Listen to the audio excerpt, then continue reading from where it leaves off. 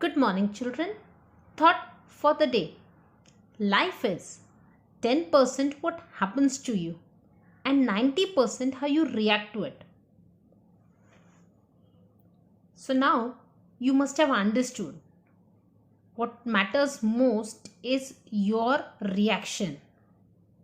Children, you have also studied that whenever you face a certain situation, you should first think and then respond rather than react, right? So whatever happens to us in life is just 10%, but what matters more is how we react. So correlating with the current situation, even though we do not have a particular schedule to follow, but still we can discipline our life. We can take this time as an opportunity to develop reading skills or any other skills for which we could not give time earlier, and thus react in a proper way in this situation.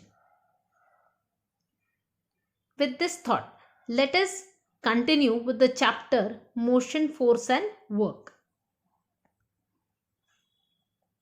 By now, we have studied certain terms. Motion. What is motion? When an object changes position over time, when compared with a reference point, we say that the object is in motion. Distance. The length of the route actually traversed by a moving body, irrespective of the direction, is called the distance. And distance is a scalar quantity. Next, displacement. The minimum distance traversed by a moving body in one direction from the original point to reach the final point is called displacement. And in displacement, both distance and direction are taken into account. Therefore, displacement is a vector quantity. Next, speed. The rate at which an object moves is called its speed. And speed depends upon the distance traveled and the time it takes to travel that distance. Formula for speed is total distance upon total time. Next, velocity. The speed of an object in a particular direction is called its velocity. So don't confuse this with speed, because both the things are not same. Here direction needs to be mentioned. So velocity must always include a direction. For example, an airplane's velocity might be 600 km per hour south. That is its velocity. Velocity changes. How? Both as speed or direction, both of them they change. And lastly, we had studied acceleration. It is nothing but the rate at which the velocity changes. The change velocity, that is change either in speed or direction or both, they all are resulting into acceleration. So it is not just how much velocity changes, but also how fast it changes. So the faster the velocity changes, the greater is the acceleration. And the formula for acceleration is change in velocity divided by time. Force and acceleration. Take a glass marble and let it roll on a big smooth tabletop. After some time, its velocity will decrease and it will stop. On a carom board too, the carom coin pushed by a striker will move forward some distance and then come to a stop.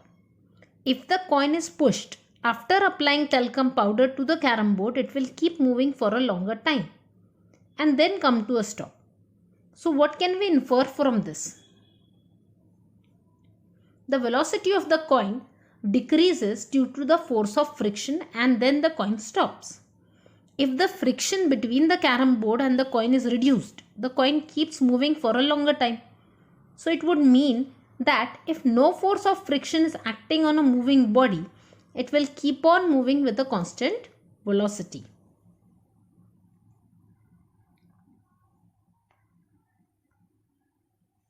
So Newton's first law of motion. The scientist Sir Isaac Newton was the first to study force and the resulting acceleration. If no force is acting on a body, its velocity does not change. That is, the body does not accelerate. In other words, if a body is stationary, it will remain stationary. If it is in motion, it will continue moving with the same velocity and in the same direction. You have learnt that what is meant by force. You have seen that a body is accelerated due to force. So suppose you place the 1 kilogram standard weight on a surface with no friction and pull it with an acceleration of 1 meter per second square. The force applied is 1 Newton. So acceleration is a vector quantity.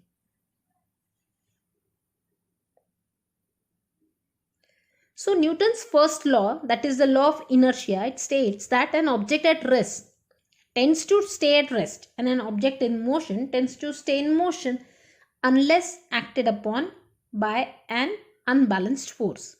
So what it means here is, for example, if there is a table in the room, the table has a tendency to remain at rest unless someone applies some force and tries to displace it. Only then that table will move. Otherwise it is not in motion and it has tendency not to be in motion.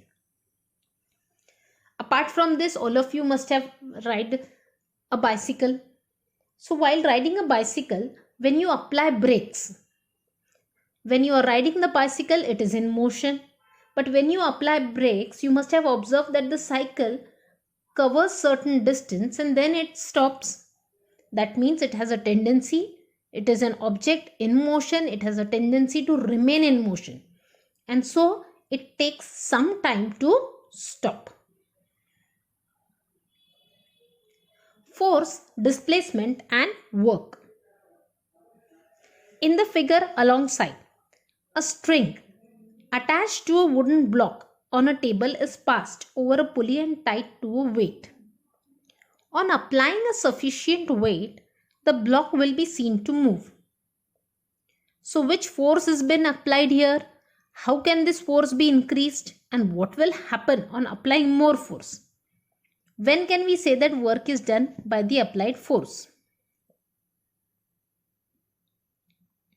So work done by force is generally given by F and work done is given by W. Displacement is given by S and hence W is equal to F multiplied by S. In the SI system,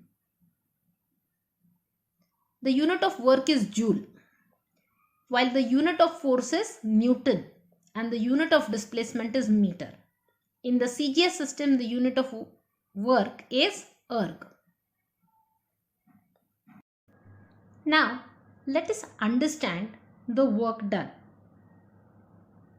If a force of 1 Newton parallel to the surface of the table is applied to a wooden block on the table and the block is displaced by 1 meter, then it can be said that the force has done 1 joule of work. In this example, the displacement is in the direction of the force. By now, you must have understood the role of work done, force and displacement. Thank you.